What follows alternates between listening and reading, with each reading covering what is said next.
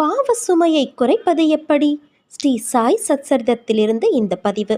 சாயிநாதர் தினமும் வீடு வீடாக சென்று உணவு பெற்று வருவதை வழக்கமாக கொண்டிருந்தார்.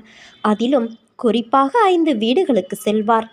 எல்லாம் வல்ல இறைவனுக்கு ஏன் இந்த நிலை என்று பலரும் வியந்தனர்.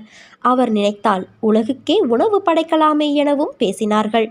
சந்ததி, செல்வம், புகழை துறந்தவர் என்றும் யாசித்தே உணவு பெறுவர். ஏனென்றால் சந்நியாசிகள் அவர்களுக்கு என்று எதுவும் இல்லாத நிலையில் யாசித்தே உணவு பெறுவர். அவர்களுக்கு உணவு அளிப்பது சம்சாரியின் கடமை என சாத்திரம் சொல்கிறது.